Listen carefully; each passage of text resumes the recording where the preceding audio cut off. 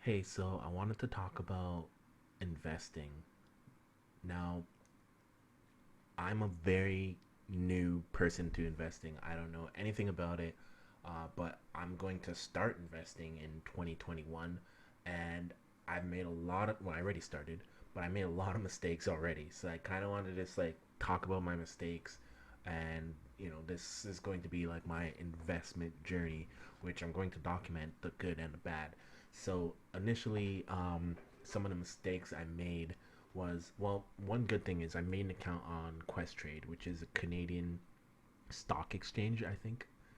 And they have two options to, well, I think they have several options, maybe three or four options, but one of the two that I was kind of like one or the other was they have margin account, or you could deposit with a tax-free savings account. Now, I was with my brother-in-law when I was making the account, and he told me do margin, but now I'm thinking maybe I should have done tax-free savings account.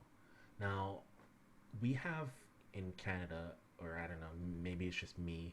I think there's some other people, of course, that have like up to $70,000 I can deposit or not have tax on. So I'm not sure how that works. Like, if I deposit $70,000 onto Quest Trade using my tax-free savings account, does that mean if that went to like a quarter mil, I wouldn't be taxed on it? Or is it like if I deposited 20,000 and it went to 70,000, I won't be taxed on that like $50,000 gain? So I'm not really sure. I like Googled a bit. I couldn't really find an answer, so I might have to go into like the bank, TD Bank or something, and ask one of the like managers or something. I don't know. Can't really figure it out. But anyway, so some of the things that I did. So I deposited $1,000 onto this account, and one thing you should know is if you're Canadian and you deposit on Questrade and you're going to trade on American exchanges, you have to transfer your money from Canadian to US. I did not know that. So I had the money on my Canadian account. I was buying like a lot of stocks. Well, I filled up my $1,000, and I noticed like I had a lot of red. Like this was in red. This main excess was in red. I don't even know what that is, and it was there for like a while. I don't know, over a week. And so I talked to my brother-in-law. I'm like, "What's up with all this red?" And he's like, "Red? There shouldn't be any red." So I'm like, "Huh?" So I took my laptop over to his house and I showed him it, and he's like, "Oh man, like you didn't buy any stocks with your own money." I'm like, "What are you talking about?" He's like, "You borrowed all of that." I'm like, "Oh my god, really?" So I had to actually transfer my Canadian to American, which I did. But then I realized like I bought $1,000 worth of stock in US, which is like I don't know, 1,200 Canadian. So I'm like, oh man. So even though I have since transferred it, as you see, I still have some red in the USDs because I overspent, and so I've actually since deposited another $200. It just hasn't reached the account yet, but I mean, my plan to like investing is going to be like a dollar cost average strategy where you put a set amount every set amount of time. And for me, like this year, I want to deposit $1,000 a month, so $12,000 for the year. And I actually want to do like crypto and stocks, and I actually want the stocks to be like 10% of my portfolio. Um, yeah, it's aggressive, but I'm a beginner. I didn't do anything before, and crypto, just kind of me looking at it, crypto or like Bitcoin, for example, looks way better than the stock market. So that's what I'm going with. So anyway, 10% of 12,000 is 1,200. So I'm already done for the year on here. So much for a dollar cost average. But yeah, so I did that, and let's see. So some of the mistakes I made was like I started like buying like we talk like he's like a I don't know, he calls himself a swing trader, so whatever that means. I think it's like not quite a day trader, not quite like a long term trader. I don't know, somewhere in between, I guess. So he would tell me like these picks, and he's like, Apple, get some APXT, some DraftKings, Home. This one is called Home. That's I don't know. I don't know what it is. I don't know what any of them are. I know what Apple is. Actually, I heard of DraftKings too. Yeah, so I got those, and then he told me get like Airbnb. They're gonna have like an IPO soon, and so I just was buying all this, and then you're paying like a $5 fee everything you buy, and so I bought it.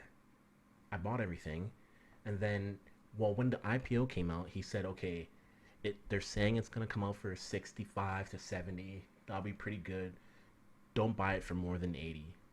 And so it comes out at like 140, and I'm like, oh my goodness, I gotta get in now. So that's like that FOMO my sister was telling me about. I didn't even know what FOMO was. It's like fear of missing out. So yeah, I bought it at 140, and then like it was actually like at 150. It just kept going up and up and up, and so I actually bought it at 147.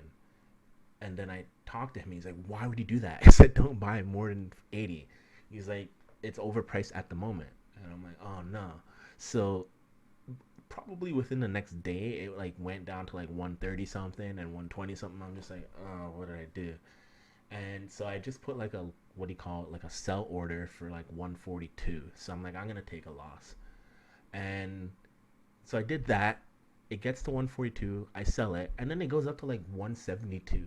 And I'm just like, man, I'm really bad at this. And so I just decided like I'm gonna come up with a better strategy because this is gonna drive me crazy, especially paying like $5 every trade each round trip. So like $5 to buy, $5 to sell. And I'm like, I have $1,000. I'm gonna be spending like 5-10% of my entire portfolio on just fees. That's unacceptable. So I'm like, I gotta find a better solution to this. And so I started looking into ETFs, and I discovered you don't pay any fees to buy ETFs on this exchange. I don't know how it is everywhere. So he told me, my brother-in-law, he told me about this one ARK Investments. He's like this, it's like this innovative stock. Like the CEO Kathy Wood, she like is all about disruptive innovation, something like that. So she bought like Netflix when it was competing with Blockbuster, Tesla when it was competing with like the car industry and stuff like that. So I was like, okay, I know Warren Buffett. He's been around forever. I think he's a vampire. Well, he looks pretty old though. He's probably gonna die soon. But yeah, so I know him. And I'm like, she's like new age. She's like the technological Warren Buffett. And so I'm like, okay, I think I'm all in on her. And honestly, it's kind of weird. Like, Kathy Wood, she's probably the first woman I've ever idolized. Now, I'm not sexist or anything. Like, I think, like, not Barbara Streisand. Who was I thinking? It's like an actor. She's old. Meryl Streep. Yeah, I think she's, like, one of the best actors ever. I think, like, Beyonce's, maybe, like, the best, like, pop slash R&B like artist ever. So there's women that I admire and think have done great, but I've never idolized a woman. And Kathy Wood, I don't know. I think she's like the first one. I think she's like the creme de la creme. So definitely feeling that lady. I would feel that lady actually. She's not bad. But anyway, I digress.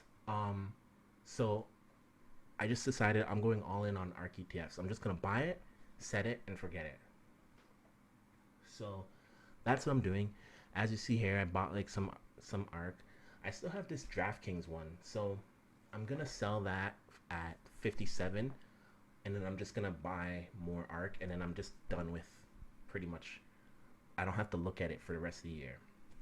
And I mean, I was looking at ARK, how they've only been around since like 2014, but they've averaged like 30% ROI. And, supposedly if you bought like the S&P 500, it's like 10% or maybe 12 or 13% since 2014 or whatever. So in any case, she's doing really well. It could be a small sample size though, but if my theory is right that she's going to be like this big thing, then yeah, I'll just invest with that.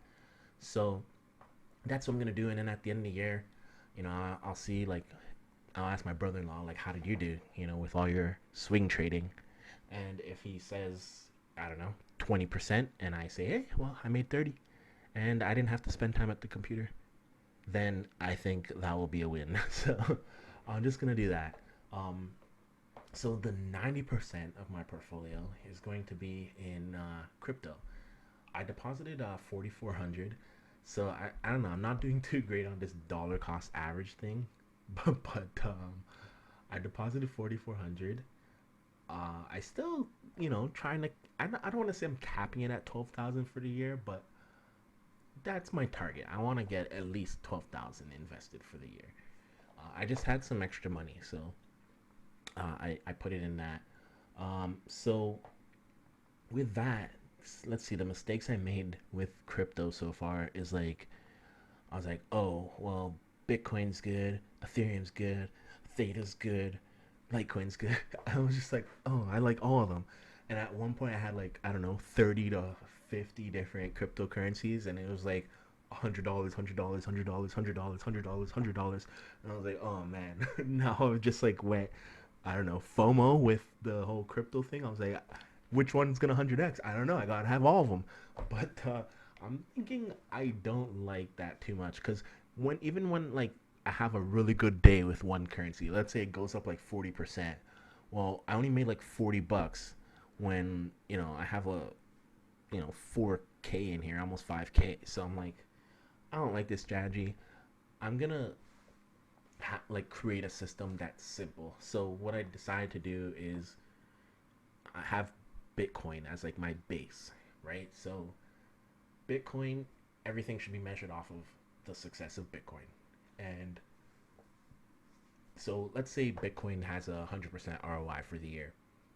If I buy a bunch of different currencies and at the end of the year my ROI is 86, that's a huge failure to me. So any additional, like, you might as well just stick with Bitcoin at that point. So any additional currency I buy, I have to have a pretty strong confidence that it's going to outperform Bitcoin. And so that one that I have that strong confidence in is Ethereum.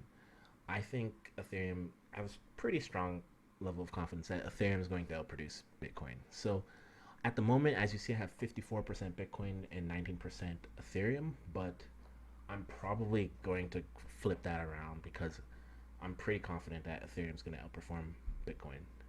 So then it's like, okay, you have two. You have Bitcoin and now you have Ethereum. Now, what's the point of buying any additional coins after Ethereum? Well, now they have to be measured off of Ethereum. Are they going to outperform Ethereum? And now that's harder to predict. So now I don't want to even aim for like a 10x. I have to aim for like a 100x. I have to aim for something that can be incredibly like explosive. So I had to narrow down my list of whatever 50 coins or whatever down to like 5 coins, and it hurt. It hurt a lot because I'm leaving ones that I know will do well off the list. But I was just going crazy, and I have to have some like confidence in what I'm doing, and just having it everywhere is complicated, and it shows that I'm uncertain. So I I dropped off all of them except Maker, Yearn, Compound. Oh, that's my phone. And Uniswap. There's one more. Um, and Polkadot. And my thinking with that is, I don't know. Like I had to in order to narrow down, I had to analyze them quite extensively, and they just look really good. Like in fact, Yearn, for example, looks better than Bitcoin and Ethereum, but I don't have enough confidence to be like I'm all in on Yearn. So yeah, that's just my theory and my very limited experience. So that's what I'm going with. I talked about some of the mistakes I made. I have fairly strong analytical skills, so I feel like I'm not going to get crushed in this world. And like I said, I deposited like 4,400, not like I don't know, a couple days ago, so it's already done pretty well. But I mean, in the stock thing, I deposited 1,000 and it went down to this. So yeah, it's kind of up and down so far, but overall I'm up, and it's only been like a week, 10 days, something like that. Um, But yeah, so sometimes you just gotta roll the hard six. So I'm just gonna be doing that. I'm gonna show kind of my journey here, the good and the bad. I know, like on Instagram or any other social media, everybody just wants to show, you know, fancy restaurant or nice girlfriend or they got a new car, a big house, whatever. They don't really show about the bad things. I made a lot of mistakes. I'm gonna show that. I don't care. Good and the bad. We'll see what happens. That's it for now. See ya.